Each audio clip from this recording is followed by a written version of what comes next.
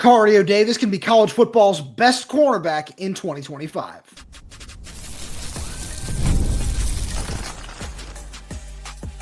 You are Locked On Huskies, your daily podcast on the Washington Huskies, part of the Locked On Podcast Network, your team every day. Welcome back into another edition of the Locked On Huskies podcast. I'm Roman Tomashoff. I'm the site editor with Huskies Wire. Thanks for making this your first watch or first listen of the day, as we are part of the Locked On Podcast Network, your team every day. And today's episode is brought to you by Game Time. Download the Game Time app, create an account, and use code LOCKDOWNCollege for $20 off your first purchase. Unfortunately, no Lars Hansen today, as we were having some technical difficulties when we were trying to record the show. So just me today. And just a reminder, if you like everything we've got going on, make sure wherever you're getting this podcast, YouTube, Spotify, Apple Music, Amazon Music, that you click that subscribe button and that little bell down below so you never miss when we post a new show. And if you're on the audio only side of things, please make sure to leave us a 5-star review, as it all does help the program out a lot. Now, got a lot of fun stuff that I want to make sure I talk about today, or I want to talk some recruiting, some guys like Blaise LaVista, Pulelei'ite Primus, some of these underrated prospects that Washington is in the mix for that might be on the verge of a decision, might be coming up soon, a few names like that. We'll get to that in a little bit. But I also want to talk about this 2025 season because we are just a few short weeks away from fall camp.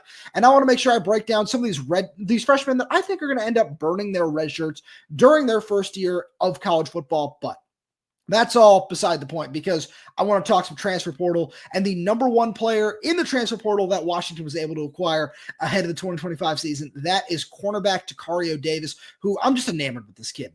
6'4", 195, 200 pounds. After 3 years at Arizona, he was second team All Big 12 player last year, an honorable mention All Pac-12 player the year before that. And I was so impressed with him throughout his time with the Wildcats, especially, I know we talked about it a lot on this show, following the 2023 season when Jedd Fisch did get the job.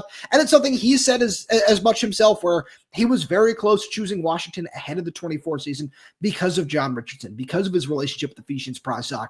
And I think now that he did make that move ahead of his final season, that this was a really smart decision on his part, and one that could truly vault him to the elite of the elite in college football. And I think he already should have been featured in that discussion last year, but now this year, after we saw some guys at the draft, Ben Morrison is a name who I know Washington fans remember not so fondly because of the way his recruiting played out, thanks to Jimmy Lake, but he was overshadowed by guys like that, and now I think it's his time to shine, where there's guys like Jermon McCoy down at Tennessee who are really solid in their own right, but I look at Tacario Davis, and I think that there is no reason that he shouldn't be college football's best cornerback this season.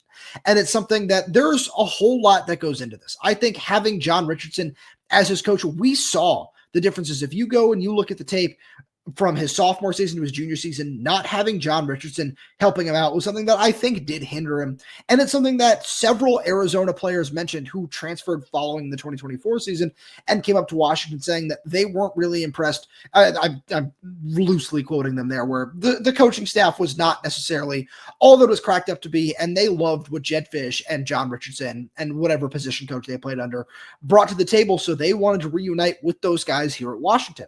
And I think that that's something that is going to benefit Tacario Davis more than anybody else this season, because he does have 22 pass breakups in his career. He's got those elite numbers, and he knows that he can take it to another level this season. He told us during spring practice that he wants to be an All-American, that he believes he physically and mentally has what it takes to get to that level. And he's got the athleticism. He's got the skill set to wind up as an early first-round pick in the 2026 NFL draft if things fall his way. And it's not just having John Richardson.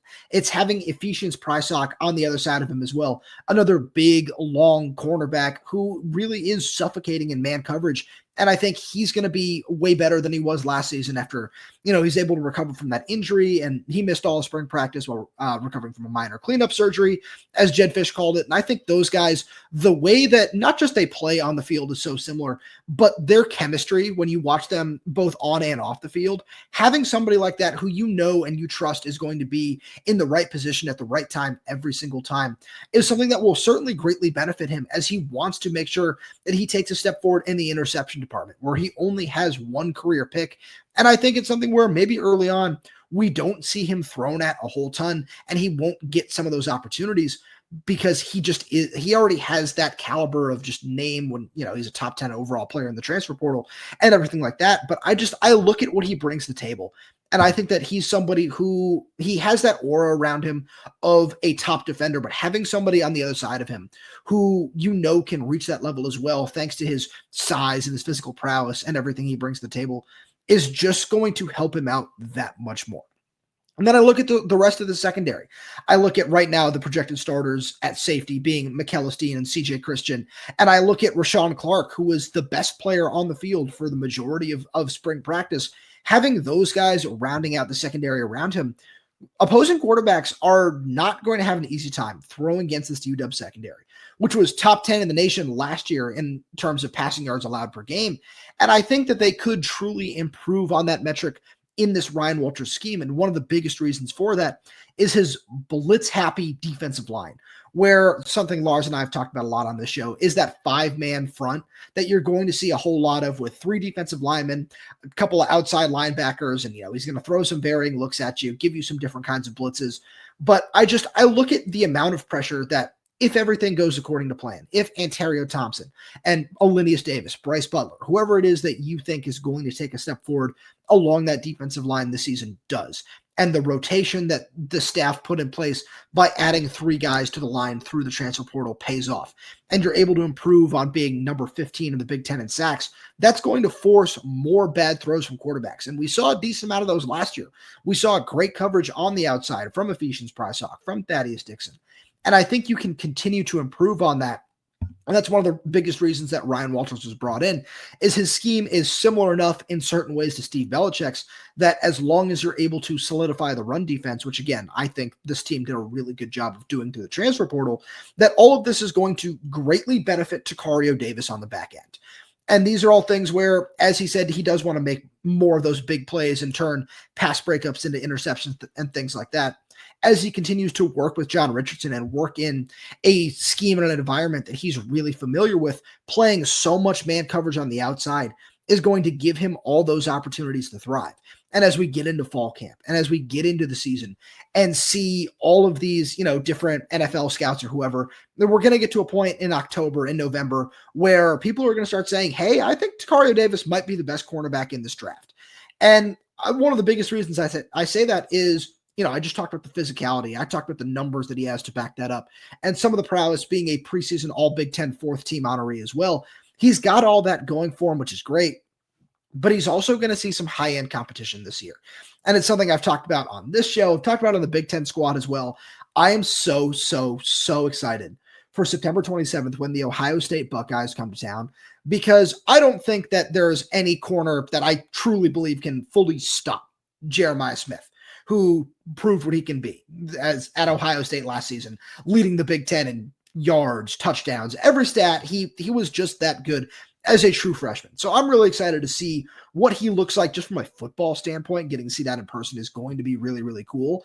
But I think if there's any one corner who has the skill set necessary to contain Jeremiah Smith in man-to-man coverage, it's Tacario Davis, because he's got the long arms and the physicality and everything needed to play good press coverage against him at the line of scrimmage. That's one of the things that made Jeremiah so elite last year, is he's just so good at finding different ways to get releases against veteran guys. But with someone like Tacario, who not only is getting that high-end coaching from a guy like John Richardson, but just having everything that Tacario does in terms of experience and what he was able to see during his time in the Pac-12 and in the Big 12 last year as well, where he's guarded some of the nation's elite receivers, Rome Odunze, Travis Hunter, whoever you name it, Tatairo McMillan, every day in practice for years. That's something I'm really excited to see this fall, by the way, is he's getting all those high-end matchups, and he's also going to be seeing one of the best receivers in the country every single day across from him in Denzel Boston. And you put all these things together, and it's the old coaching adage of iron sharpens iron, but you put all those things together, and I think come this fall, these are all things that are going to greatly work to the benefit of Tacario Davis, and he's going to really help Ryan Walters elevate his defense and be that lockdown coverage corner on the outside, who everybody else in the defense, all 10 other guys, are going to thrive around. And you just say, I know what I have going on over there, and I can build the rest of my defense around this. So that's something I'm really excited to see this fall, but I'm also really excited to see which freshmen might end up getting on the field early. And we'll get to that right after a message from our good friends over at Game Time. We've all been there, logging on early and waiting forever for concert tickets to go on sale, only to lose your spot for a show you've been dying to see. Live music should be about making memories, not dealing with the stress of ticket shopping. That's where Game Time comes in. Game Time makes getting concert tickets faster and easier than ever. Prices actually drop as it gets closer to showtime, and you can save up to 60% off with their killer last-minute deals. And if you're tired of endless scrolling, trying to find the best deal, Game Time's Zone Deals pick the best seats in your section for you, which is a phenomenal deal. I love using that to go to baseball games. I used it here at an Angels game. I used it at Mariners games. It really is the best. Take the guesswork out of buying concert and show tickets with Game Time. Download the Game Time app, create an account, and use code LOCKDOWNCollege for $20 off your first purchase. Terms apply. Again, create an account and redeem code LOCKEDONCOLLEGE for $20 off. Download the Game Time app today. Last minute tickets, lowest prices guaranteed. So in grand Locked On Huskies fashion, I want to set the over-under for freshmen that are going to play this season at 6.5. Because I look at some of my notes here, and I'm going through this class, and I look at it, and I tell myself, all right, Rylon Dillard-Allen is definitely playing in at least 4 games. He's told Lars as much. That interview is over on Locked On Huskies. If you scroll back a little bit, Dylan Robinson is a guy who I've been very, very vocal about, is going to play a lot in a corner room where there's not a lot of experience. So he has an opportunity this fall to really rise up the depth chart. I look at John Mills and Taulealea, and those guys have been running with the first and second team offense for a good majority of spring ball. And I think those guys are going to play a lot. And then you look at the wide receivers, you're bringing in 5. Feels like at least 2 of them are going to play. You saw how Raiden Vines-Bright was in the spring game, whatever it was, 8 catches for something in the mold, or in the range of 140 yards, plus Chris Lawson, who was excellent throughout spring camp. I look at those 6 guys, and I think that they're definitely all going to play. And then I think there's a wild card factor in all this as well, and I'll get to that guy at the end. But let's run through some of these guys. Let's start with those wide receivers, because I think that this slot position right now is very much up for grabs. I think that Washington's starting 3.5 receivers, I want to say, are pretty much set, because we know Denzel Boston is going to play a lot. We know Amari Evans is going to play a whole lot. Those guys are almost in pen at this point as starters. And then there's that third spot where I think it's going to end up being Rashid Williams, but I say 3.5 because there are so many other guys that were vying for position all spring. And because Raiden Vines-Bright barely played this spring, we didn't even see all of them. So if he takes a big step forward this year and usurps a Kevin Green Jr. or an Audric Harris, I'm not going to be surprised. And I don't mean that to slight those guys. I think Kevin Green Jr. is going to play a lot because of how much Kevin Cummings seems to like him as a run blocker from what he told us this spring. And I say the same with Chris Lawson, where he was just such a reliable target at so many different points this season, where if you throw that guy in late and a couple of different blowouts, and I feel like it might start that way with Raiden Vines-Bright as well. And then as the year goes on, we start to see those guys integrated into some different moments, depending on situations and different things like that against the Rutgers, Purdue's, and UCLA's of the world. I wouldn't be surprised if we see those guys start to take a bigger role as the season goes on, because that's why you brought in so many of these high-level wide receivers. You don't bring those guys in to have them sit on the bench for a year or two, where that's a position I've been really interested in. And it's like I was just saying with Jeremiah Smith before the break, where some of these freshman wide receivers, they've been just so refined in their craft for so long because you're playing 7-on-7 year round. You're doing some of these different things. A lot of these receivers are able to come in and hang at the college level right away because they've already been just able to train at such a high level for a long time. So I think that's something that could end up working in Washington's favor this year, because after this year, you're going to need to find these guys to step up in the offense, with Denzel Boston expected to enter his name in the NFL draft. Omari Evans going to graduate. So you're going to have so many snaps to go around.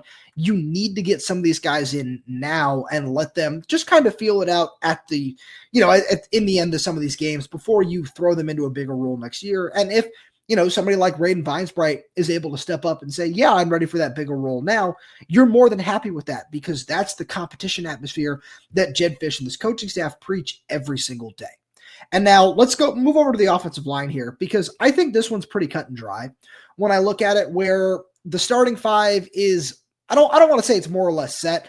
I think 3 positions on the starting 5 are set as of right now. You've got Carver Willis at left tackle, Landon Hatchett at center, and Drew has a party at right tackle. I think those are pretty much set. I personally would pencil in Paki Finau at left guard. I think John Mills is going to give him a run for his money, but Paki Finau was excellent in the Sun Bowl last year, and he was really impressive throughout spring camp and in, brief stints as a true freshman. So I like where just things seem to be trending in his direction there. And I look at right guard. We know Garen Hatchett is the experienced favorite at the position. Zach Henning is going to give him a push. I wouldn't be surprised if he ends up playing a little bit more center this year as well. But then Champ Taulealea is right there as well. So I look at both of those guys, no matter what, in the true freshmen in Mills and Champ. And I think no matter how this offensive line ends up playing out, these guys are going to find ways to get on the field. Now, is that necessarily the most optimal offensive line to rotate in 7, 8, 9 guys? No, but is that a great way for Jedd Fisch to keep this offensive line healthy, find different ways to work this group out for the long term, and at the same point, just find the best 5 by letting them play it out on the field? I believe so. So if you're able to go out and do that, and Champ Taulealea does end up being your best right guard, great. You're more than happy with that. And in the long term, if Paki Finau ends up kicking out to left tackle and John Mills ends up as your left guard, great. You're more than happy with that as well, where it's just all about finding the best 5. And with how that group played last year, I still expect them to take a big step forward this year. And a big reason why is you have all that extra depth and you have all that extra talent from bringing in these guys as true freshmen. And I know there's a good majority of people out there who believe that true freshmen, especially on the offensive line, should not play. And that's certainly a very valid opinion, but especially in Jedd Fisch's mind, that's the way that it's going to be on the offensive line. So you kind of have to accept that and move forward. And that's how I've thought about this, because Champ and John Mills especially, I'd throw Jack Schaefer into the same boat as well. They're just so physically ready to play right now that I believe that you're going to find a way to get those guys in early and often. And we've seen it before with guys like Jonas Avenaya, with guys just like Wendell Moy, some of these other Arizona prospects. They were able to play early and often, and they were freshman All-Americans. I feel like this offensive line wouldn't have these guys as part of it if Jedd Fisch and this coaching staff didn't trust them to perform at a high level, because we've seen them do that before. So that's really something I'm really interested in there. I want to flip over to the defensive side of the ball, because I think that the top 3 safeties are already set in stone on the defensive side. Where you've got McEllisteen, you've got CJ Christian, they're both set to move on after the season, so you want to get as much out of them as you possibly can. And Alex McLaughlin as well, who's somebody I've been very vocal about being really impressed with from spring practice, from his tape at Northern Arizona. So he's somebody I'm really excited to see get in the mix as well. But Rylon Dillard-Allen throughout fall camp, there are a lot of guys who are a little bit more experienced than him. When you think about Raheem Wright and Paul Menke and Vincent Holmes as well, there are more experienced defensive backs, especially safeties, in the room right now. But Rylon Dillard-Allen is somebody who he's got that elite speed that's going to help him get on the field early on special teams.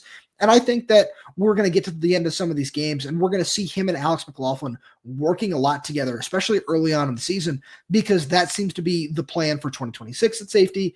And this coaching staff, Ryan Walters, Jedd Fisch, Taylor Mays, John Richardson, all those guys are going to want to see what that looks like right now.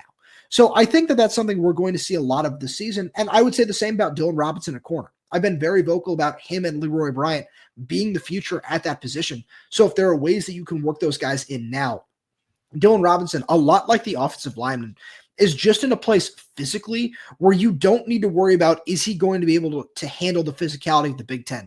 Because you look at his frame. I think I was telling the story on the show the other day, watching him in a huddle where he was standing between Tacario Davis and Ephesians Prasock when he was up for an unofficial visit during spring practice. He just didn't look that different physically. He's just as tall. He's just as built as those guys are already. So I think he already has everything he needs to be able to hang in there at just, again, on a physical level. So if he can get the defense down early and he can refine his technique to a point where I think he's already advanced enough in that realm to be able to get on the field and at the very least hang at the end of some of these games, I think that we're going to see a lot of him, especially, like I said, in a unit where guys like Darian Clemens, Ramons Adams, and Elias Johnson, who they're all nice prospects, and I like what they bring to the table. They're not as built and as ready physically to handle what it's going to take to tackle in the Big Ten, like I believe Dylan Robinson is right now. And the wild card I wanted to mention before we get out of here and move on to some really fun recruiting stuff that I want to talk about is Zaydrius Rainey-Sale. I think he's somebody who can make a really nice impact early at inside linebacker, but you've got so many bodies there with Buda Alukta, with Exree Alexander, Jacob Manu, depending on his health as well, and Devin Bryant as well, that maybe you want to start him at outside linebacker, where he's shown that he has that burst off the edge and that ability to make an impact as a pass rusher with speed and with a little bit of power as well. And if he's healthy coming off a torn ACL that he suffered in high school, I think he's somebody where it's not even just because he's the highest rated recruit in your class, but he's just somebody who has proven that he has the skill set to make an impact in several different areas of the game. And if he gets on the field early, again, health checking out, that he's somebody who is going to be such an integral part of this defense long term. You might as well start that now and see what you have so you can start planning out your defense for 2026, 2027, and beyond with that guy as a staple, whether it be inside or outside linebacker or a little bit of both, because he's got that high level of athleticism to just really wreak havoc wherever you want him to do so. And that's all really exciting because he was such a great evaluation by this coaching staff. I want to talk about a few other guys who I really, really like and I think are trending in Washington's direction.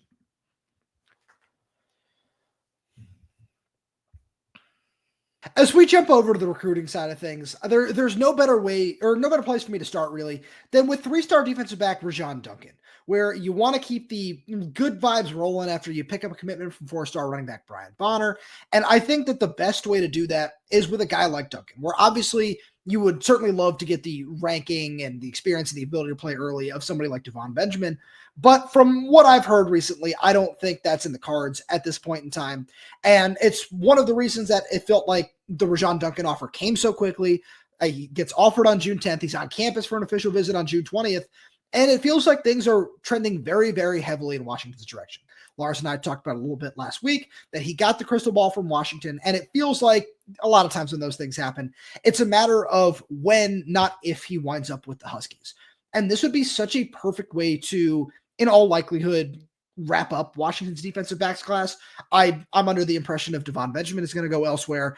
And with Celesi Moa, we'll see what ends up happening there, but I'll talk about that in a little while in terms of the wide receiver side of things as well, because I think that with a guy like Rahsjon Duncan, you have somebody who you get him on campus and you figure out what he's going to play later, where he can play outside corner. He can play safety because of the way he hits. He's got the long arms and the frame to play outside corner if you need him there as well. And you look around at the rest of this class, and it's something we've talked about before. There's so much versatility with the rest of this defensive backs class because CJ Lavender told us on this program that while he's listed at corner and might end up playing some nickel for Mater Dei this season, maybe some outside corner as well, he's going to end up playing safety during his time at Washington. Kasani Giles is somebody who can play a little bit of nickel, can play a little bit of safety if you need him to. You've got a true safety in Gavin Day. You got a true outside corner in Jaron Jones. So getting somebody else, and then Elijah Durr is a true outside corner as well. So getting somebody else who can move around a little bit, and you can find different ways to utilize him in this Ryan Walters scheme where he does like to roll coverages and he does like to cross-train guys at corner, at safety, where maybe, he's starting an outside corner on a play and he's shifting up into a cover two. That there are a whole bunch of different installs that I've seen like that over the past couple of years, and not just even with Ryan Walters. Steve Belichick had guys do that a decent amount as well. And it goes back to what I was saying earlier with why Jedd Fisch wanted to bring in Ryan Walters, is he understands that this defense is going to be so similar in a variety of ways. And they're all different ways where a guy like Rahsjon Duncan is going to thrive.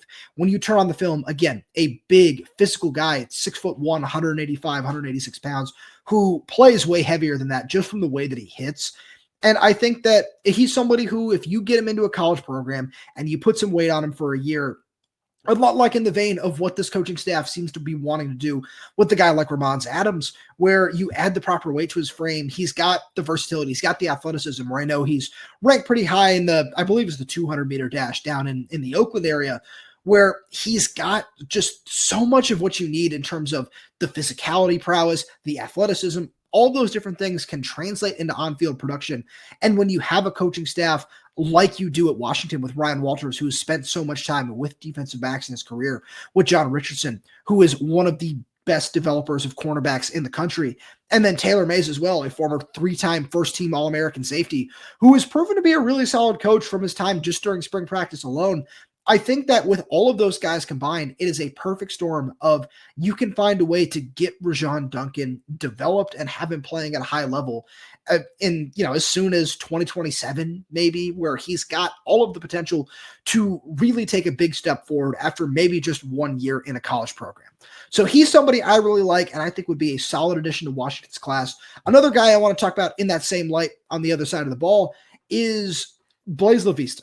I've talked a lot about this wide receiver in recent days since he got his offer, and I've seen a whole lot on social media. Oh, you missed on Daniel Odom. Oh, you missed on that guy. You missed on this guy, and that's why you're extending an offer to him. And, on the surface, sure, you can certainly argue that that is the case, but when you take a deep dive into his film, Blaise LaVista is somebody who is going to be a very high-level playmaker at the college level, in my opinion, and something where after he was named OT7's, whatever they call their alpha dog MVP, I get so tired of all those different names they throw out there on a weekly basis. Whatever the MVP award of that camp was, he proves why when you turn on his junior film. He's such a smooth and quick accelerator.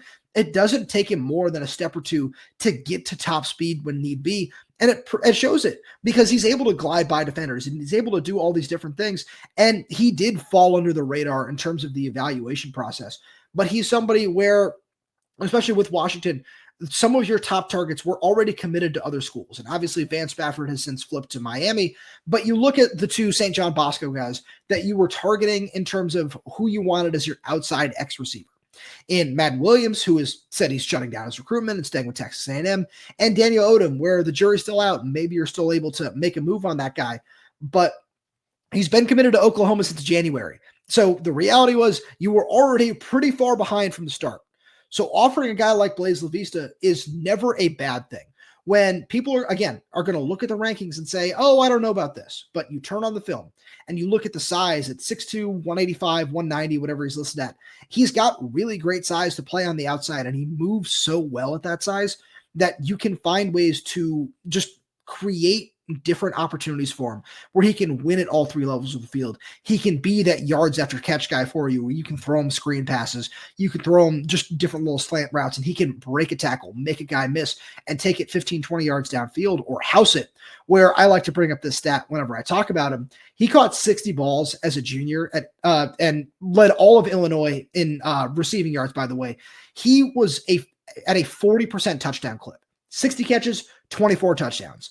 It's so impressive to see what that guy was able to do. And yeah, it's against the high school level, but it all shows that he has all the traits to be a high level player moving forward. And I think we're going to see more offers come about over the next couple of months for a guy like that. And I believe it was Scott Eklund who he talked to, who told him that he's going to end up taking an official visit to Montlake at some point this fall. I wouldn't be surprised if he ends up at Washington as well. This is the kind of guy where if you just look at rankings, you're going to think that you're settling for this guy. But you watch the film, and he is a high-level playmaker who's going to fit very, very well with what Jedd Fisch wants to do. So I think this would be a really great addition for Washington. And this is a guy who, with all the offers that he has, we'll see who ends up trying to make a play for him over the next couple of months before signing day. But I think that Washington is in a really good spot there as well. One last guy I want to make sure I talk about before I get out of here is three-star offensive lineman Pulelei'ite Primus from Midland High School in Texas. He's a guy who is deciding on July 19th, and I think he's a lot of fun to watch on film. I don't think he's necessarily close to being ready to play at the college level, but that's not his fault. When you watch offensive linemen, 99% of the time, you are going to see guys that are not ready to pass protect, where it's there's so many different things that go into it, where it's about making sure you keep your weight centered while moving side to side, moving back, trying to move forward, all these different things where it's so much easier. And especially in an offense like his, where they're running so much wing T and running so many different plays, where it really is just, like I said, running the ball downhill and having him just go through guys and being the biggest, strongest, most physical player on the field. It's very easy for him to just run block and do those things well. And that's why a lot of these, high schools with big time offensive linemen like him are just so prone to run the ball, because it's so much easier to just get that guy moving, get him in space, and let him do what he does best, which is just maul people. So I look at him a lot like Champ Taulealea. I think Champ is a little bit more advanced as a pass blocker than Pulelei'ite is at this point in their careers, but I don't think that's a bad thing. I think this is something where I like where Washington sits for him ahead of his commitment date, where they're competing with Vanderbilt and Houston. And I just think that with everything Washington has been able to bring to the table consistently throughout this recruiting process, that they sit in a good spot in that regard. And they're also going to be willing to give him that time to develop, where when he gets on campus, we'll probably have seen Champ Taulealea already burn his red shirt, and we've seen what that development process looks like for him in year one. See how that all ties together there? But all of those different things, I think that those are going to play to the benefit of somebody like Pulelei'ite in the long term, because I look at this prospect and people are going to see just a big physical prospect from Texas, 6'4", 325 pounds, gets downhill so well that you should be more than willing to take a chance on this guy, where if it takes 2 years for him to see the field, you're okay with that, because you know you're just going to continue adding strength to a player that already has a very strong frame. And I just look at everything he can project out to in the future. If he learns how to pass block, he's going to be such a solid guard in the Big Ten, because he brings everything you need to the table. And credit to Washington for finding a way to get in there early, develop a solid relationship. To credit to Michael Switzer for a lot of that, and just seal the deal, because getting players from Texas, no matter what their ranking is such a big win for Washington. It's like getting Caleb Smith out of Alabama, no matter the ranking. If you're able to go into these places where traditionally you don't recruit very well, you get these guys up to Washington, they have some success at some point during their career. It's something that can continue to snowball as Washington continues to try to make their way into the Big Ten and establish themselves in the Midwest, in the South, as you try to go further east. I know they lost out on tight end Landon Myrie, but as you continue to just push for some of these guys, you are going to find success, especially as you continue to find it on the field as well. That's all I got for you today. Thank you so much for tuning in. I really do appreciate it. And now that we're back on our everyday schedule, please make sure you subscribe wherever you get your podcasts, whether that's YouTube, Spotify, Apple Music, Amazon Music. We're there. We're everywhere. We're updating this channel with new content every single day.